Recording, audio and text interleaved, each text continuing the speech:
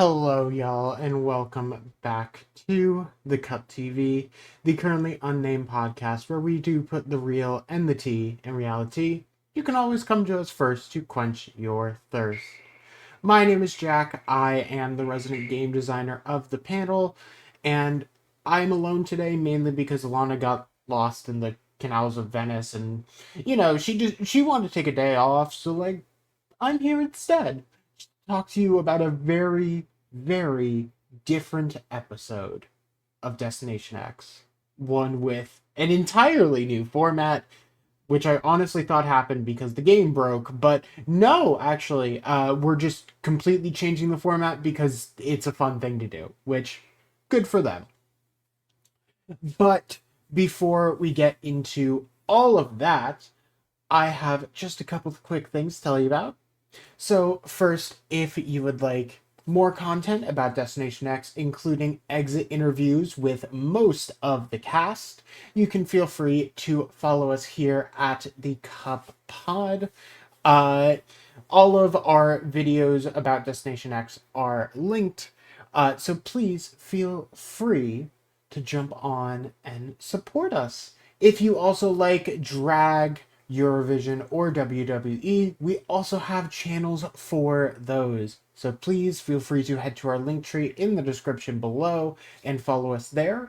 There you can also find our lovely audio podcast where it's this exact same thing except not on YouTube this time. So you can feel free to listen to us on the go. All of those links are in the description along with your link to get your lovely cup mug. This is at lanagcreations.etsy.com. Once again, that is lanagcreations.etsy.com where you can get your own cup mug. But with that said, I say we just get into this little episode. So, this episode is very different from anything else we've seen on Destination X so far. We are basically told out the gate that one, we're in Venice, the same Destination X as the last episode, and two, we're not moving from Destination X this episode. Instead, we're going to do something different. The cast splits off into two boats, being Shane, Rick, and Biggie, being Peter, Rick, and Biggie in one boat, and Shane and Allie in another. Shane and Allie get a nice little romantic moment to themselves. Peter, Rick, and Biggie just get to enjoy the views of the Grand Canal in Venice. Everyone is thrilled to not be locked on the bus. They can finally be in a location for once, and they get to relax for a little bit. Eventually, all of them are finished with their little canal tours. They head to a lovely little table with some Aperol spritzes on them, and everyone is immediately suspicious. Because this would not ever happen. The game isn't just going to stop for 2 days. We're not going to get to relax on a location. No, we're going to keep playing the game. And the five of them immediately see Jeffrey. And Jeffrey kind of lays it on as thin as possible of, well, there's no map room this week. None of you will be placing an X anywhere. You're not leaving Venice. 4 of you will leave Venice at the end of the episode, and 1 of you will be left behind in Venice instead. So, no one has any idea how this game works. Everyone, though, receives a dagger. Which, just on the vibes of having a dagger and being stabbed in the back, being a common thing you do with those, not a good sign. This is going to be an episode a lot more about backstabbing in social relationships versus potentially knowledge of the game itself. As night draws near, Jeffrey just kind of tells him, hey, we're going to do a nice little challenge where you're going to go through some channels at night, and it's going to be scarier than usual. Which, sure, why not? We've seen the same group split ups as before, as Peter, Rick, and Biggie uh, are in one boat, and Allie and Shane are in another. These are not teams. Everyone is still competing individually, but we are going into the first challenge of the episode, and honestly, uh, the only challenge that everyone actually competes in this episode. Uh, I've noted it down as the Masquerade Challenge. While on the gondola going through the channels, all players will need to be looking out for 10 different masked figures. If as players are going by, they need to make note of what masks everyone are wearing. Once everyone has finished with their canal tour, they are then brought to an area with 20 masks, including some that are intentionally very similar to the actual ones they got. They must then draft two of the masqueraders onto their side, and for each correct masquerader that they did actually see while on the canal, they earn 1 dagger. There are 10 total masks, potentially 2 daggers for everyone, as long as they get everything right.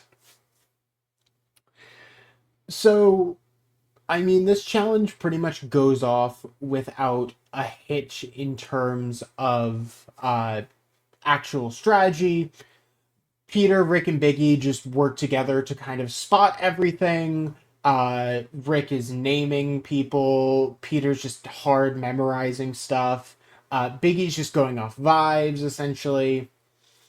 Allie and Shane, on the other hand, are trying to get everything. Allie is just trying to associate words. Shane is using his memory as best he can.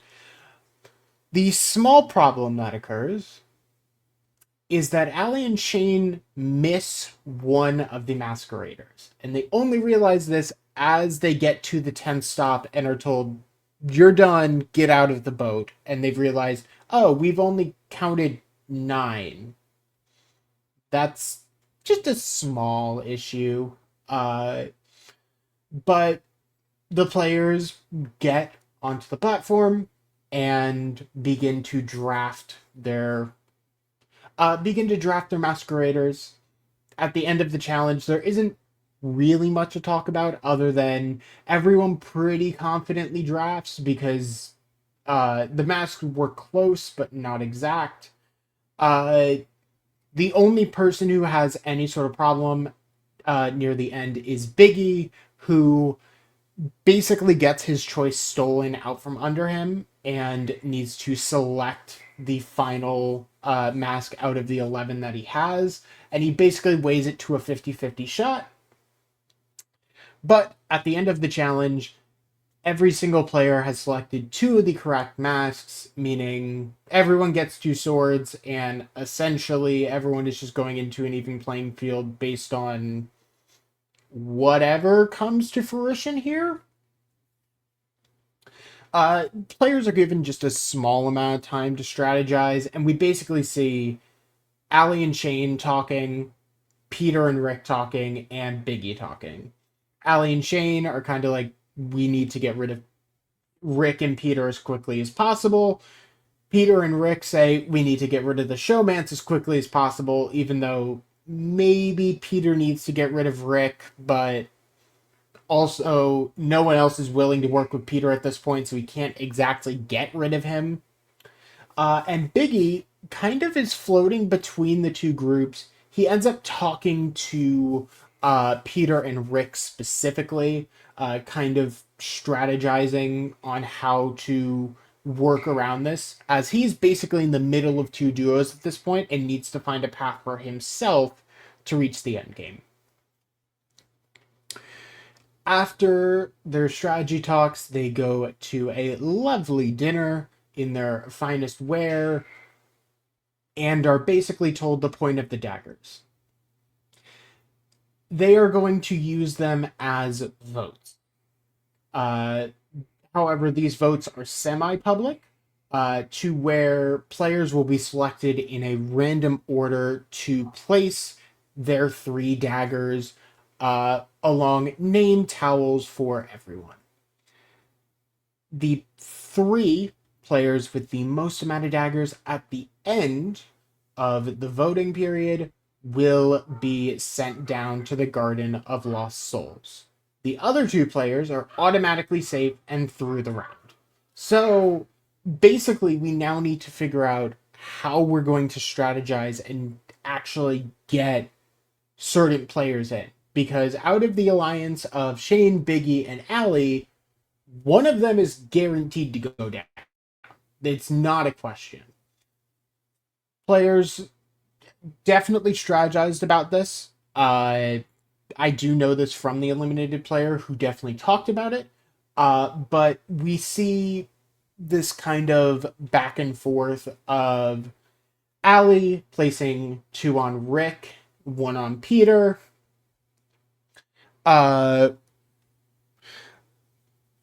We see Rick place 1 on Allie and 2 on Shane. We see Peter place 2 on Biggie and 1 on Allie. Peter's just trying to avoid the bottom, and he thinks he can probably get Biggie into a bit of hot water here. And we get to Biggie. Now, at this point,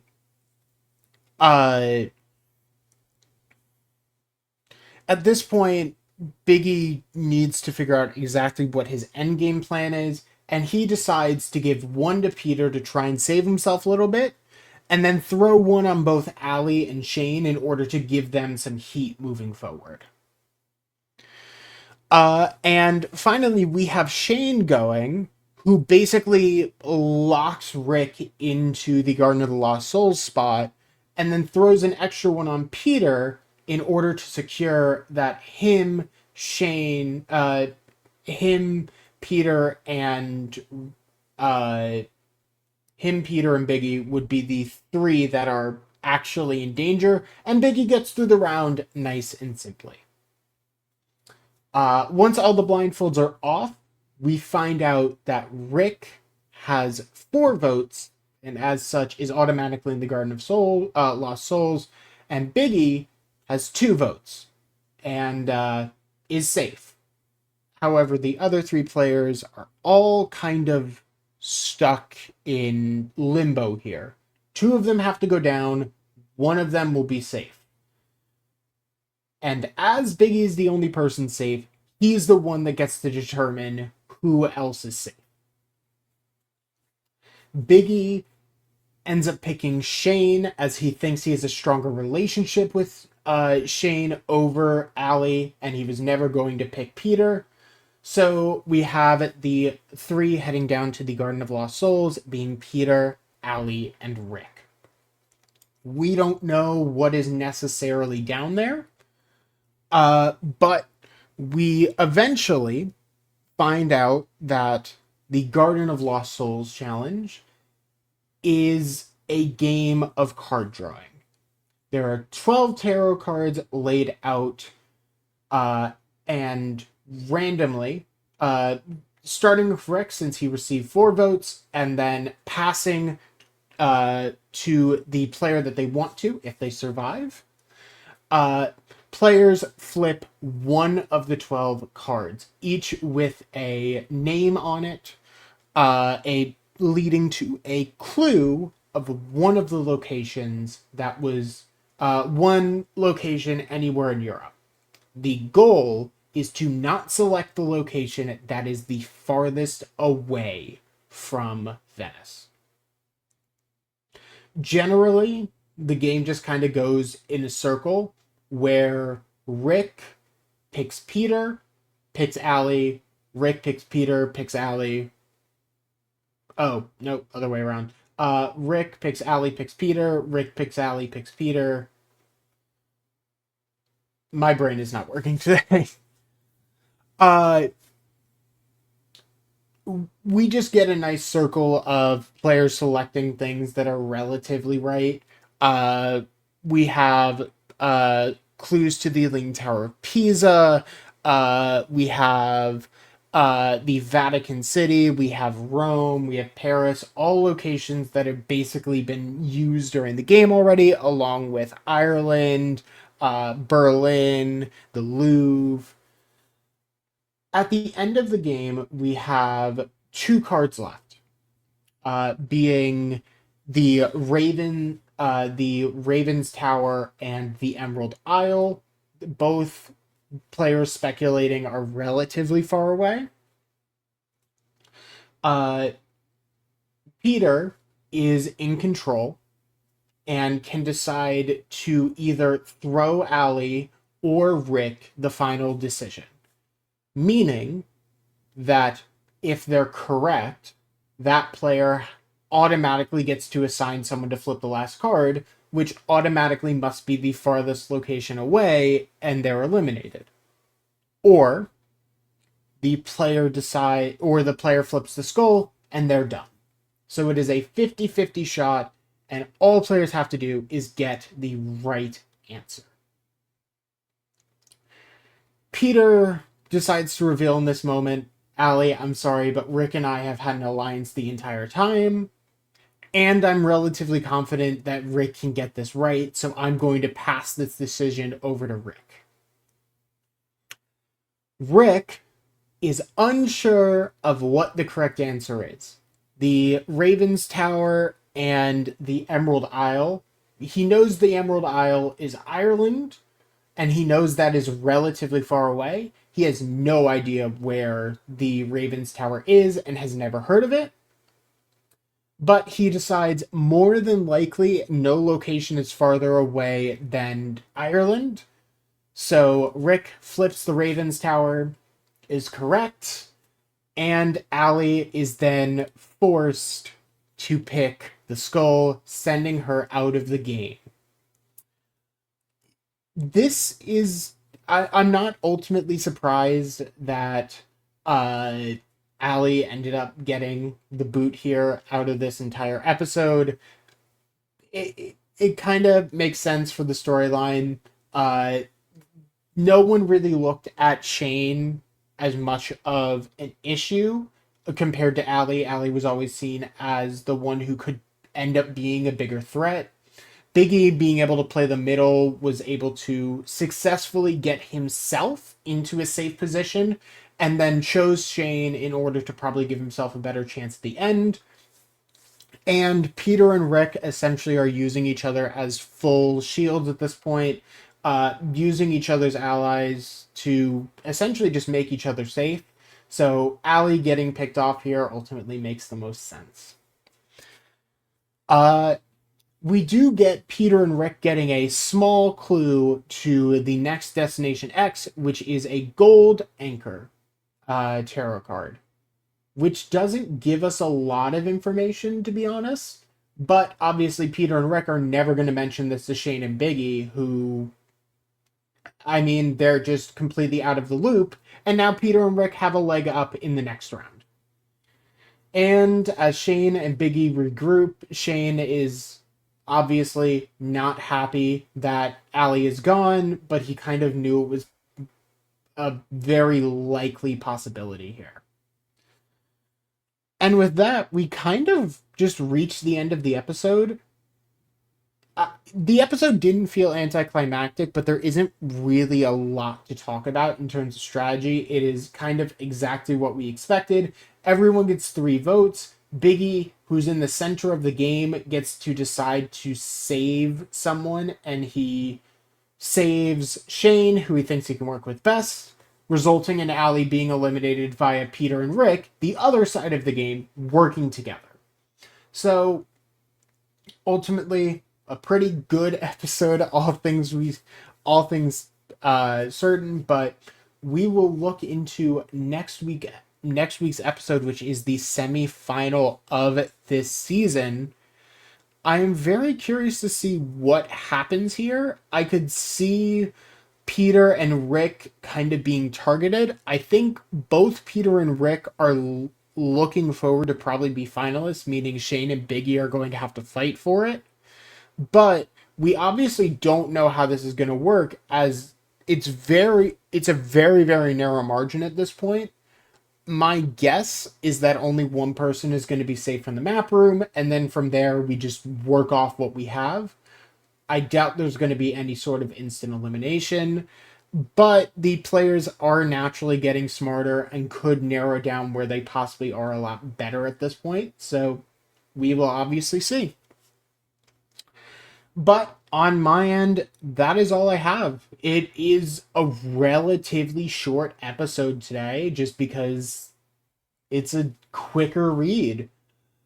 But if you are looking for some more content, I did get to film a lovely little exit interview with Allie, the boot of this episode, where we got some more information on the dynamics of the game and also where Shane and her ended up post-season.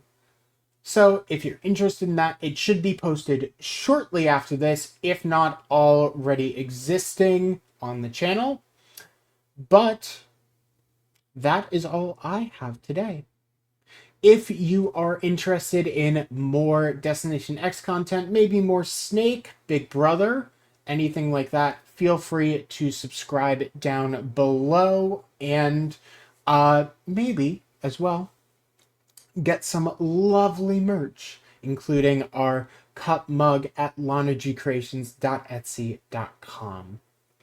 But with that said, I am going to get out of here. I'm going to try and figure out where the next Destination X is. So, until we see you again for another episode, cheers!